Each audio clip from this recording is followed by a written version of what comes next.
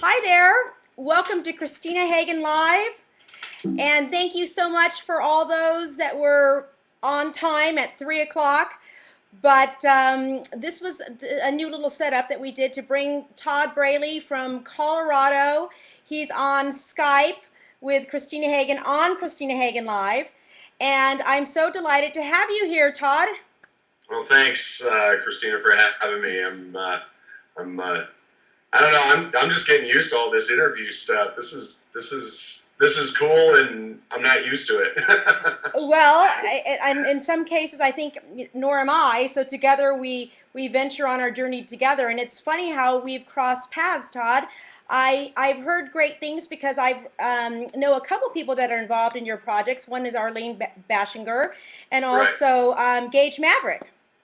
Oh, okay. Yeah, and so it's pretty exciting because I've heard and I've seen through social networking a lot about China White, and I've hmm heard that you've won several awards, and I'd like to know. You said, like you said, you're not used to the interviews. How has this winning these awards changed your life? Well, it actually wasn't really the awards that kind of did it. It was China White that did it. Winning the awards was cool and all, but it was kind of one of those things that I won the awards, and when I posted it on my Facebook page, the majority of the quote unquote friends that I had, nobody really responded. Everybody was like, "Oh, cool. Oh, great. Oh, nice." And then, I don't expect anybody to, pat me on the back and go, "Oh, yay, Todd." But, it was just kind of weird the lack of support outside of like family and close friends that I got it all. Um, Interesting. and it wasn't until I met a couple of people, Jose Masonet out of New Jersey and Kennedy Maranta out of Brooklyn, that everything kind of went through the roof because these guys got online and just started beefing me up, man, and Nice. started talking about me and telling people to friend me. And next thing I know, I meet Suzanne Breitenbach.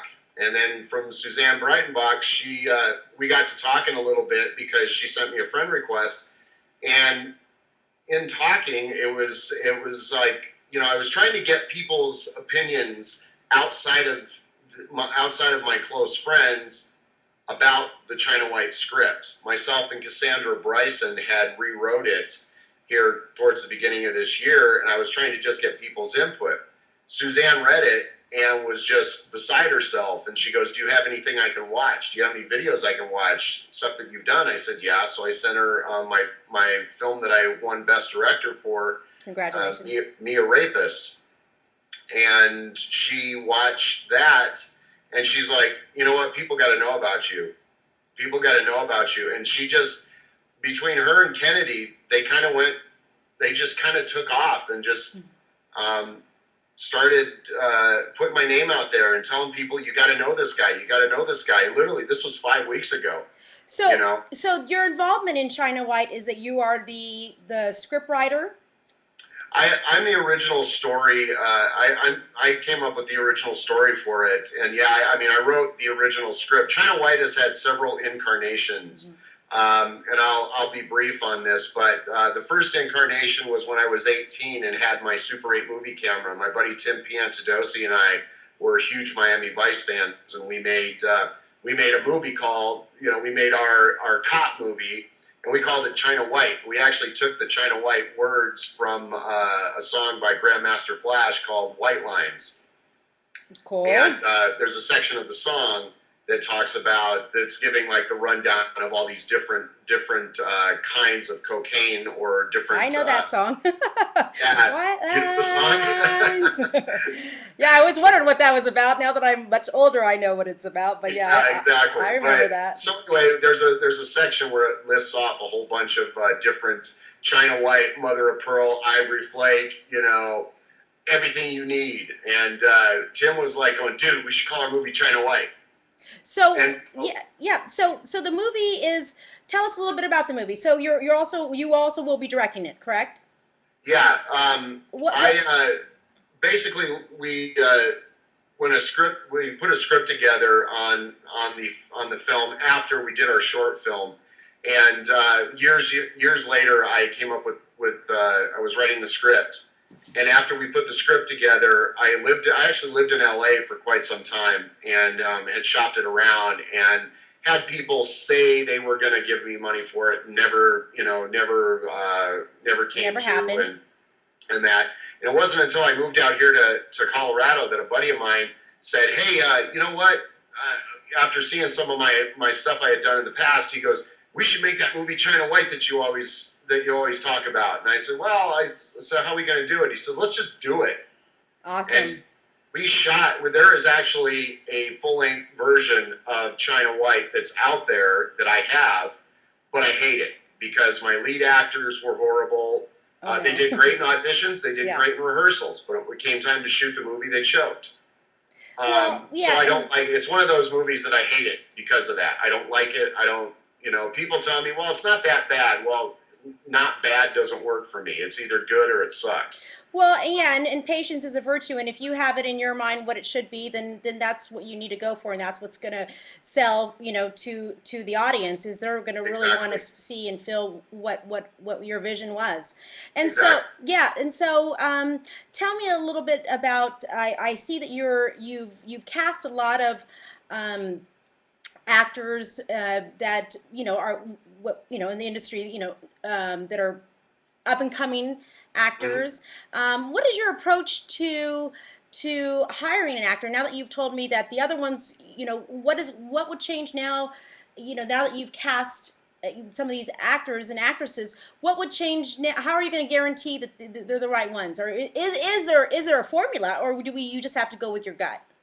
Well, I've learned a lot since the other incarnation of China White, and I've learned what to watch for in the actors themselves, and personalities, and it's kind of funny, you can tell a lot just through talking to people on Facebook and messages. You can tell what kind of people they are, and it's kind of one of those things. Do I want to work? For me, it's you can be a great actor, but if you're a pain in the ass, I don't want to work with you. I would rather take somebody who's maybe a substandard actor and be able to build that actor into something good than take a really, really good actor who's just a hemorrhoid and have to deal with the crap. Because that happened to me on the first China White. With one of my lead actors copped an attitude, and that kind of really put a damper on things. And there was a couple times I just told him, I said, dude, get out of here. I said, I'll just refilm everything with you. And, well, I'm sorry.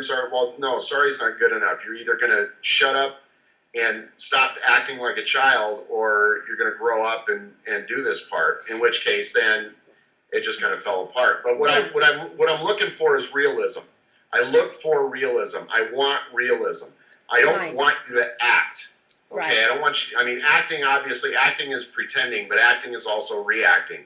Yes, and there's some great coaches out there, but I study with Eric Morris, and Eric Morris, he's one of the gurus out of New York and LA, and what he really stresses that when people want to go and buy tickets, they're going to want to go and see you cry, you laugh, you be frightened, you be sad, not you acting. It has to be you, and that's what makes a star is you, because the audience wants to see you. So that's just one of my little tips to the viewers and yourself when you're kind of looking for your cast members. Now, have you cast this already? Is this ready? Is this movie cast already, or is there still opportunity? We're almost done. We're almost done. I've got a small handful of parts left. I kind of started with the.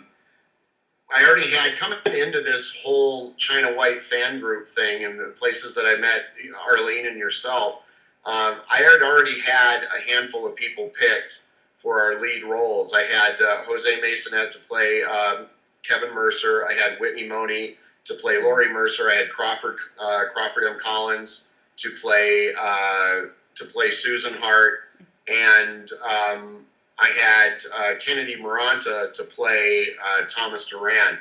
And that was it, though. I mean, I still didn't have Jim Hart, who was also one of our other lead characters, and a lot of supporting characters, and it was just kind of one of those things. People were sending me their headshots, and some were saying what I wanted was just headshots and resumes. I didn't want people to send me a bunch of links to IMDb pages. I'm not a fan of IMDb in any way, shape, or form, just because I've had some bad times with them having an IMDb Pro page, and then trying to get stuff put together and trying to post it when it needs to be posted, and then having to wait 2 or 3 weeks for them to get through it. So it was easier for me just to send me your photo, send me your headshot, send me your resume. I'm doing it old school. Let me look at the stuff. If I feel that you could possibly be right for the part, I will send you an email and I will say, okay, here are the sides. Record your audition and then send me a link from YouTube. Okay. That was it. And that's fair. And I think that everyone has to do what works for them. And it sounds like I like that way too. I know there's a lot of different formats out running around on how people are, and what's so wonderful is now, because of the social network, that we can touch the world, and we don't need a studio to be a big studio behind us. We actually can put one foot in front of the other and make it happen ourselves. And obviously you're living proof of that, and I'm living proof of that. And so we, it's in motion, and keeping the momentum going, as Mr. Donald Trump once said, keep the momentum going. Now, Exactly. now, Todd, I really want to get a really good feel about China White. Tell me, is this a drama, a docudrama? Is this about your life, or what is this about? Somebody tried to literally nail me down for this movie, and in all honesty, it's really not. It's kind of a combo deal. I mean, it could be considered an action film. It could be considered a drama. I like to think of it more of a drama, just because when I wrote it, I had just seen Michael Mann's Heat with Al Pacino and Robert De Niro, and I loved the way in the film Heat that they made all the characters three-dimensional, no matter how small their parts were. Everybody had a life. Everybody had an existence. So when I put this together, I really kind of wanted to have that, because I'm the black and white thing. It's like, I love the Die Hard movies, but in Die Hard, the Die Hard movies are black and white. There's bad guys and good guys, and that's it. With China White, what I wanted to do was I wanted to make that gray area. I wanted to make everything gray. I didn't want to have black and white. Everything is black and white. I don't want to be like everybody else. I want to do something different. So that's what I decided to do, was to taking that little bit of character development off of Heat, decided to give my characters, make them as three-dimensional as I possibly could. So then that way, when things start happening, you're not all, yeah, they're going to kill the bad guy. You're thinking, wow, you know what? He had a family. Yeah.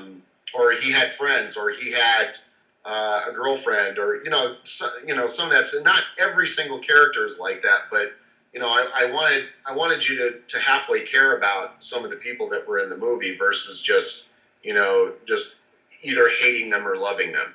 Right, right.